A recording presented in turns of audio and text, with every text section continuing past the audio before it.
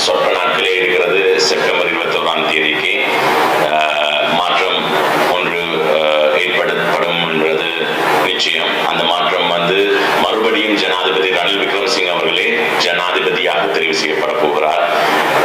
மக்கள் அதை உணர்ந்து கொண்டிருக்கிறார்கள். வடக்கு, கிழக்கு, தெற்கு அனைத்து பிரதேசங்களும், மிக முக்கியமாக தமிழ் மக்கள் அதை உணர்ந்திருக்கிறார்கள். தமிழ் மக்களுடைய வாக்குகள் இந்த முறை அவசியமானது. இந்த முறை இந்த தேர்தலில் மிக முக்கியமான தீர்வு எடுக்கக்கூடிய ஒரு வாக்குகளாக இருக்க போகிறது என்பதில் எந்த விதமான மாற்று கருத்தும் இல்லை. அந்த விதத்துல தமிழ் மக்கள் கௌரவ ஜனாதிபதி ரணில் விக்ரமசிங்க அவர்களுக்கு வாக்களிக்க தயாராகி இருக்கிற நிலையில இன்னைக்கு அதை திசை திருப்புறதுக்காகவும் அதை சிதறடிக்க வைக்கிறதுக்காகவும் பல முயற்சிகள் எடுக்கப்பட்டுக் கொண்டிருக்கிறது. குறிப்பாக தமிழரசு கட்சியுடைய முடிவு என்று சொல்லி தன்னிச்சையாக கௌரவ பாராளுமன்ற உறுப்பினர் சுமந்திரன் அவர்கள் தமிழரசு கட்சியை ஏதோ ஒரு விதத்தில் ஹைஜாக் பண்ணி கொண்டு அந்த முடிவுகளை எடுத்து, அதாவது ஜனநாயக ரீதியாக இல்லாமல் இந்த முடிவுகளை எடுத்து திணிக்க பார்க்கிறார் மக்கள் மத்தியில எதிர்கட்சி தலைவர்களுக்கு வாக்கு செலுத்தும்படி. ஆகவே இது தமிழ் மக்களுடைய ஒரு முடிவு அல்ல. தமிழ் மக்களுடைய முடிவு ஜனாதிபதி ரணில் விக்ரமசிங்க அவர்களுக்கு நன்றி சொல்லுவதற்காகவும், அவருக்கு அந்த கடந்த 2 வருடம் அவர்கள் எங்களுக்கு தந்த மூச்செடுக்கின்ற அவகாசம் தந்ததுக்காகவும், அதே நேரம் வருகின்ற 5 வருடம் முக்கியமான இக்கட்டான சூழ்நிலையில நாங்கள் நின்று கொண்டிருக்கிறோம் பொருளாதார ரீதியாக. அதுல எங்களை மறுபடியும் மீட்டெடுப்பதற்கு தகுதியான தலைவர், பலம் வாய்ந்த தலைவர் என்ற அடிப்படையில அவரை கொண்டு வந்தால்தான் எங்களுடைய மக்களுக்கு தீர்வு கிடைக்கும். அதாவது நாடு முன்னேறும். அதன் அடிப்படையில நாங்களும் முன்னேற முடியும் என்றதுல தீர்மானமாக இருக்கிறார்கள். இன்றைக்கு தமிழரசு கட்சியுடைய முடிவை எதிர்பார்த்து தமிழ் மக்கள் இந்த முறை வாக்களிக்க போவதில்லை. அது திட்ட தெளிவாக தெரிந்துவிட்டது மக்களுக்கு. என்றால் இன்னைக்கு அதில் இருக்கிற குழப்பம், இன்னைக்கு அதில் இருக்கின்ற சுயநலங்கள், இன்னைக்கு அதில் இருக்கின்ற ஜனநாயகம் அற்ற முறையில எடுக்கின்ற தீர்மானங்கள் இன்னைக்கு மக்களை அவமானப்படுத்துகிறது. என்றால் இன்னைக்கு எதிர பிரதிநிதி என்று சொல்லிக் கொண்டிருந்தவர்கள் இன்றைக்கு இப்படியான ஒரு மக்களுக்கு அவசியம் தலைமைத்துவம் தேவைப்படுகின்ற வேளையில இன்றைக்கு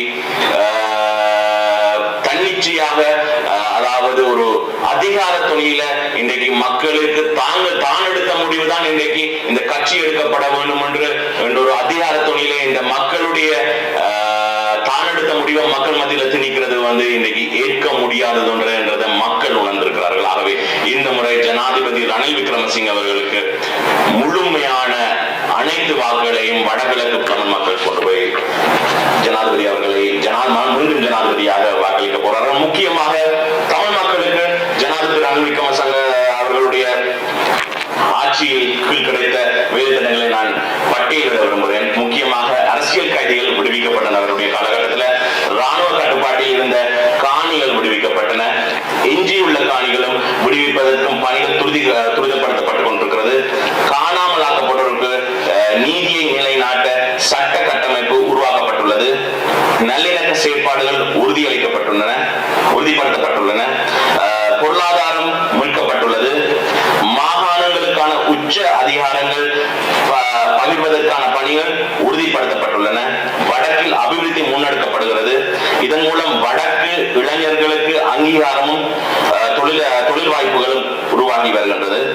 யாழ் நதிநீர் திட்டம் முன்னெடுக்கப்பட்டது. யாழ்ப்பாணத்தில் குடிநீர் பிரச்சனைக்கு தீர்வு, நிரந்தரமான தீர்வு ஒன்று வர்றதுக்கான முன்னெடுக்கப்படுகின்றது.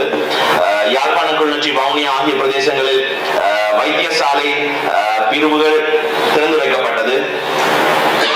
மன்னார், வவுனியா, கிளிநொச்சி, யாழ்ப்பாணம் என முழு வடக்கிலும் அபிவிருத்தி முன்னெடுக்கப்படுகிறது.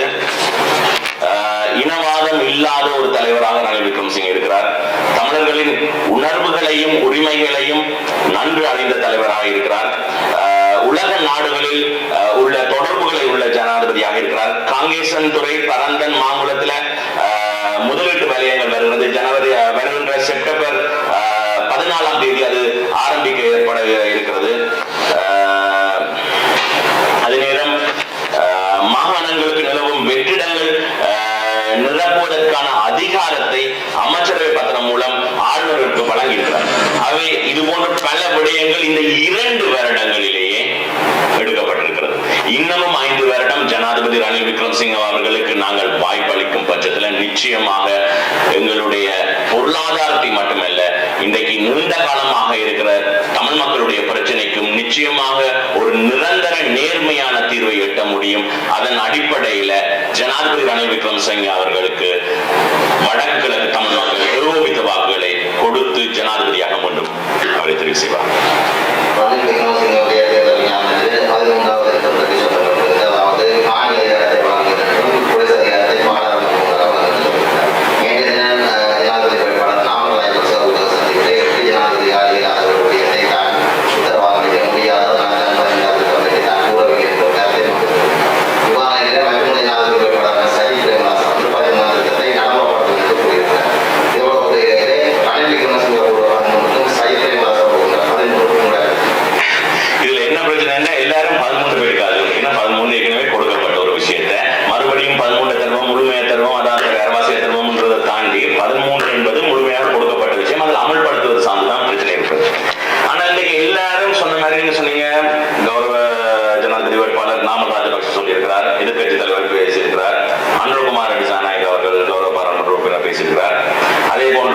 ஜனாதிபதி ரணில் விக்ரமசிங்க அவர்களும் பேசியிருக்கிறார். பேசினது மட்டுமல்லாத அவர் அது தொடர்பில் ஒரு சில வேலை திட்டங்களை முன்னெடுத்திருக்கிறார். குறிப்பாக இந்த 2 வருடங்களுக்கு முன் ஜனாதிபதியாக அவர் பதவியேற்ற பின்பு இது சார்ந்து பல பேச்சுவார்த்தைகளை தமிழ் பிரதிநிதிகளுடன் வைத்து 13வது எப்படி அமல்படுத்த போகிறோம், அதில் அதிகார பகிர்வு எங்கெங்க வருகிறது, லிஸ்ட் 1 லிஸ்ட் 2 லிஸ்ட் 3 எங்கெங்க பிரச்சனை இருக்கிறது, எங்க அதிகமான விடயங்களை மாகாணங்களுக்கு கொடுக்க வேண்டும், கல்வி சார்ந்த விடயங்களை மாகாணங்களுக்கு கொடுக்க வேண்டும் என்ற ஒரு வரைவை தயார் செய்து வெளியில கூட விட்டார். அப்ப நான் நம்புறேன் என்றால் பலர் பேசிக் கொண்டிருக்கிறார்கள். இவர் அதை சார்ந்து முயற்சி எடுத்து தமிழ் பாராளுமன்ற உறுப்பினர் அனைவருடனும் பேசி ஒரு வரைவை எல்லாரும் வைக்கக்கூடிய ஒரு வரைவை முன்வைத்திருக்கிறார். ஆகவே நீங்க சொன்னதை போல போலீஸ் அதிகாரம் என்பது பேசி பாராளுமன்றமாக கிடைக்கும் என்றது நிச்சயமாக ரணில் விக்ரமசிங்க அவர்கள் சொல்லியிருக்கிறார். அதே போன்று மற்றவர்கள் தருவோம் என்றார்கள். இனித்தான் அவர்கள் பேச்சுவார்த்தை வைக்க போறார்கள். அந்த பேச்சுவார்த்தை வைக்கிற சூழ்நிலையில அவர்களுடைய கட்சியில் இருக்கிறவர்கள் வேறு ஒருவர் வேண்டாம் என்று சொன்னால் மறுபடியும் என்ன நாங்க பின்னால போடுறோம். அப்ப ஏற்கனவே பேச்சுவார்த்தை எல்லாம் முடிந்து அதை சாத்தியப்படுத்தக்கூடிய வரைவை முன்வைத்திருக்கிறார். அப்ப நான் நம்புறேன் அதுதான் சாத்தியமான ஒரு வேலை திட்டமாக இருக்கும்.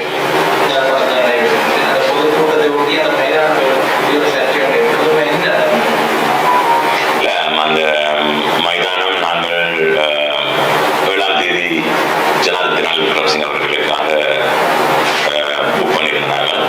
அதைத் தொடர்ந்து சில வேலை திட்டங்களுக்காக இந்த மைதானம் தேவைப்படுவதாக நாங்கள் அவர்களுக்கு வாய்மூலம் அறிவித்திருக்கிறார்கள். அதன் போதில் எங்களுடைய அந்த மைதானம் இன்னமும் எங்களுடைய நிகழ்வு நடந்து இன்னும் எங்களுடைய பொருட்கள் அங்கிருந்து போகாத நிலையில அவர்கள் இன்னும் ஒருவருக்கு கடிதம் கொடுத்திருக்கிறார்கள். அப்ப அந்த இதுல ஒரு தர்க்கம் ஒன்று ஏற்பட்டது. அதாவது எங்களுக்கும் வாய்மூலம் சொல்லியிருக்கிறார்கள், அங்காலையும் கொடுக்கப்பட்டிருக்கிறது. அது கடைசியில போய் அது நடத்த முடியும், அவர்கள் கடிதம் இருப்பதனால அதை நடத்த முடியும் என்று சொல்லி அவர்களுக்கான அனுமதி வழங்கப்பட்டு அந்த கூட்டம் நடத்துறதுக்கான மேடையும் அமைக்கப்பட்டதாக நான் உணர்றேன். கடைசியில் அது நடந்ததா இல்லையான்னு உங்களுக்கு எல்லாருக்கும் தெரியும். நான் சொல்ல தெரியல.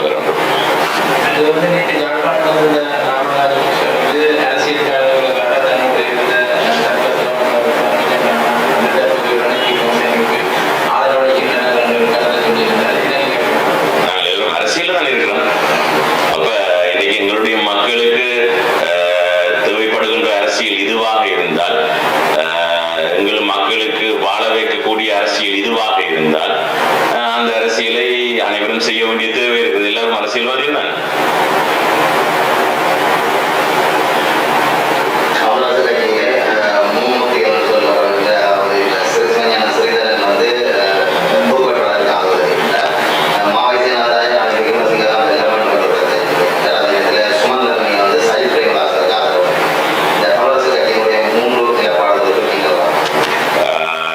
இன்றைக்கு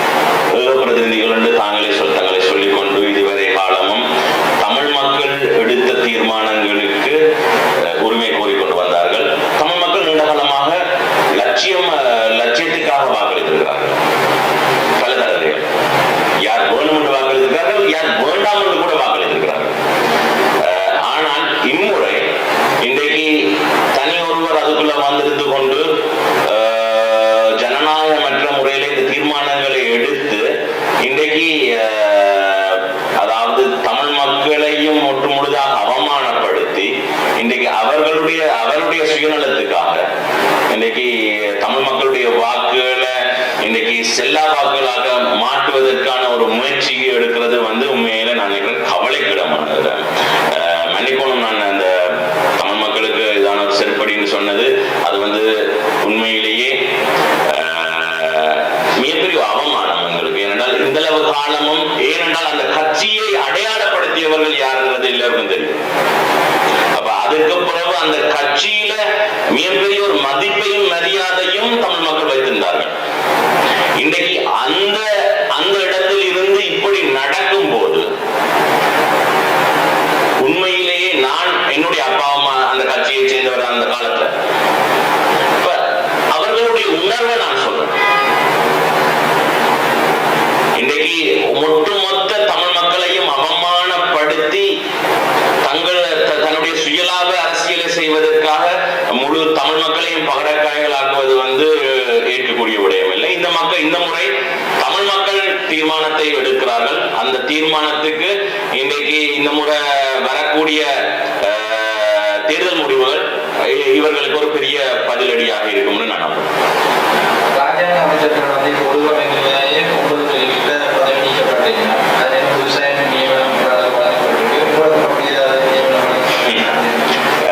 நான் அப்படி நியமனம் வாங்குவதாக இருந்தால் 2 வருடத்துக்கு முதலே போய் அந்த நியமனத்தை வாங்கியிருப்பேன்.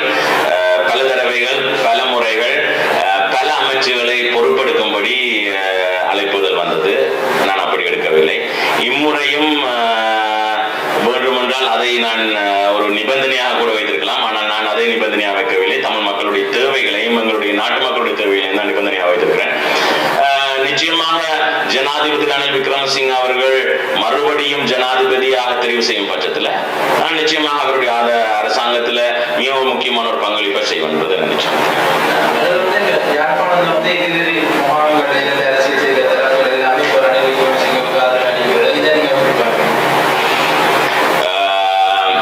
நான் நம்புறேன் என்னடா, ஒரு சில நேரம் நல்ல விஷயம் ஒன்று செய்யறதுக்கு பலர் ஒன்று கூடினால்தான் அதை செய்ய முடியும். நான் தான் எல்லாம் செய்வேன், நான் தான் எல்லாம் செய்வேன் சொல்ற பலர் இருக்கிறார். தன்னிச்சையாக சில முடிவெடுத்திருக்கிறார். அதாவது பலர்களுடைய கருத்துக்களை கேட்காம ஒரு சிலர் தலைவர் முடிவெடுக்கணும். அவர்களை நாங்கள் ஏற்றுக்கொள்றோம் இல்லை தானே. அதே மாதிரி இல்லாம இன்றைக்கு மக்களுடைய முடிவு என்னவோ அந்த முடிவுக்கு செவிசாய்த்து இன்றைக்கு ஒன்று கூடி இன்றைக்கு ஒரு நல்ல விஷயம் நடக்கணும். அது முக்கியமாக நாங்கள் இன்றைக்கு இருக்கிற சூழ்நிலை. இப்ப உதாரணத்துக்கு நாங்கள் எல்லாரும் கோவிட்ல இருக்கிறோம்.